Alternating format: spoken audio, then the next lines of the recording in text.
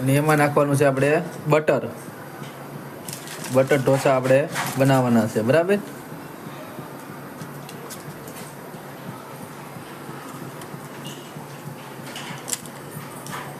આપણે ફૂલ ક્વોન્ટિટીમાં બટર નાખ્યું છે.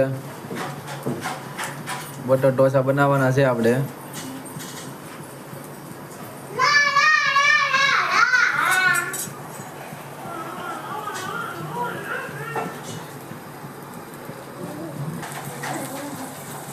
પછી આપણે બટરને આમ ચારે બાજુ ફેલાવી દેવાનું, એટલે આખામાં બટર થઈ જાય.